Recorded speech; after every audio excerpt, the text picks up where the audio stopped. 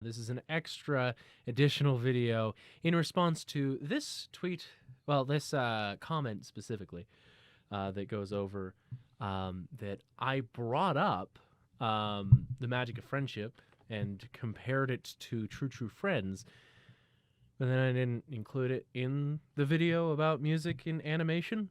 So I actually have 2 whole pages that I wrote in regards to the magic of friendship and True True Friends, kind of directly comparing the two, that I scrapped for some reason.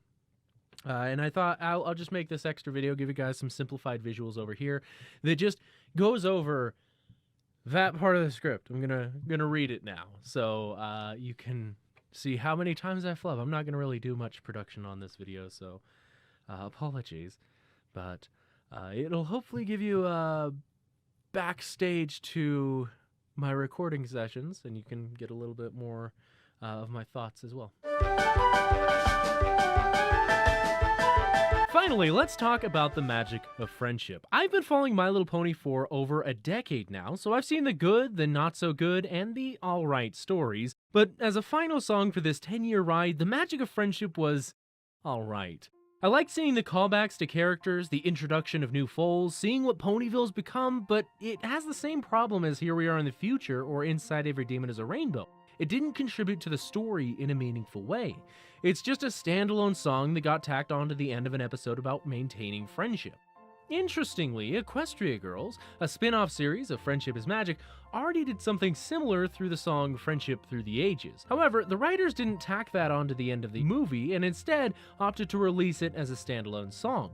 It works in that context more than it does as a part of the story. The story that they were trying to tell was Sunset Shimmer's redemption, and at that they did a good job, but they did it without this song being a part of the movie. But why do you like True True Friends more than the magic of friendship? Well, aside from True True Friends being a pivotal point in the narrative, it's literally the resolution of the episode's problem. I think what I like so much about this song has to do with the use of motifs and callbacks. What's a motif? Basically, something that's repeated in association with a character or group, not to be confused with a leitmotif, which you can read more about at this link. Think of the musical Hamilton. If you haven't seen it already, I'd highly recommend that you do. It's all up on YouTube for free and even on Disney+, so go listen to it. All through the narrative of Hamilton, there are musical notes and phrases associated with each character. For Aaron Burr, it's the phrase, "Wait for it, wait for it." Wait for it, wait for it, wait for it. I can know one thing in life I can control. I am inimitable, I am original. I'm not falling behind or running late. For an exposition dump, it's bum ba-da-da-dum bum bum. How does a ragtag volunteer army in need of a shower somehow defeat a global superpower? How do we emerge victorious from the quagmire, leave the battlefield waving Betsy Ross's flag higher?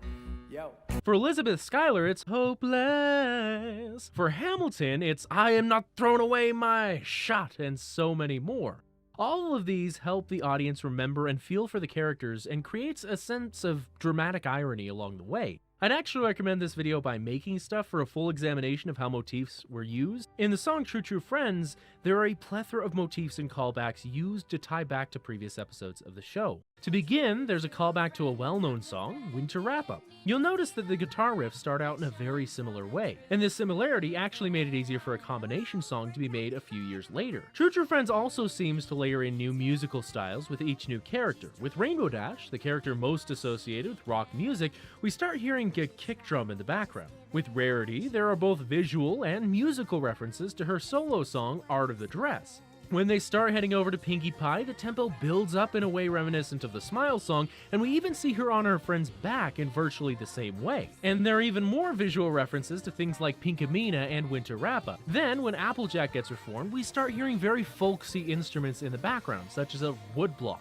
You will not believe how long Eric spent looking through instruments to find out that a woodblock made that sound. Yeah, I spent way too much time on that, but overall, this song gives a lot of callbacks that the viewer doesn't consciously think about, but the motifs and references give the audience more of a connection to the music. It's more than just showing us the characters we met or where they're going. It's a journey through what was at this point only 3 years of My Little Pony. The magic of friendship had a similar role to fill, but instead for almost a decade of this show. The final few episodes wrap this series up in an amazing way. Epic! But when it comes to this song, I didn't feel the same sense of finality that True True Friends gave. That's not to say that it was bad. I will, in all likelihood, be getting people to sing this song along with me at events like the Bay Area Brony Spectacular. One of the few times I've found a way to smoothly transition into an ad. I think I wrote this before the pandemic, so it was before BabsCon postponed, and then I completely scrapped it, but I'll give you a read of the ad for them. I will, in all likelihood, be getting people to sing this song along with me at events like the Bay Area Brony Spectacular, otherwise known as BabsCon, which I'd highly recommend that you go to. I should be hosting something like 10 events, so join in on the fun in like a year. Darn Rona. But the magic of friendship did use one very important motif, and that's the Friendship is Magic theme song, which is a nice bow to the song, but without any additional motifs and references to episodes past, it just didn't resonate with me very well. Well, Mr. Smarty Pants, how would you have set up the song? I would have rewritten the episode. Well, we don't have the time to explain that, so with all that said, what makes for a good song? There's no clear answer to that. Animators and creators have different backgrounds and different understandings of the tools that are laid out before them. It helps to learn about these tools, but cynicism can lead creators away from those valuable lessons. If you want a song for the sake of having a song, then you can do that.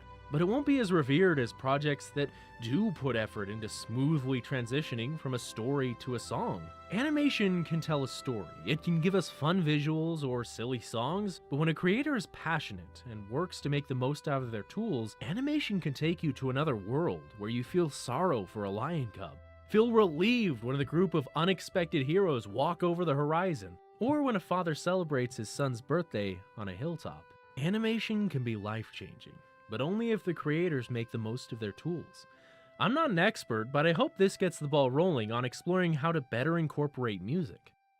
And that's a far cry from the video that I ended up making, but reading back on the ending, it resonates with kind of a feeling that I've been having lately, with the Oscars saying that animation was just something that adults had to endure, or the ending of the Owl House, which I think that on top of the LGBT thing, it's also being ended because it's a show for teens to young adults, which isn't seen as the target demographic for animation when it totally could be. Same goes with Infinity Train. It is a show that could easily be for teens to young adults, but they're not seen as the target demographic. They aren't as profitable as kids, which is unfortunate because animation has a lot of power. You can do a lot in animation that you couldn't do in a live action show. Live action's kind of getting boring with sitcoms, and adult animation's getting boring because it's literally the same core family, just slightly different. Simpsons flavored, or Family Guy flavored, or Rick and Morty flavored. Like, as much as I enjoy Rick and Morty, they're the same formula for an adult animation. Can we get something different? Although Rick and Morty does kind of explore different things. I do like that change. It's not a stand-up comedy type of thing. It's actually trying to be something. But yeah, a little bit of frustration led to me wanting to especially read that last part, because animation's a beautiful medium. You can do a lot. You can get people to feel for things that they would never feel for. But yeah, feel free to share your guys' thoughts in the comments below, and I'll see all of you in the next video.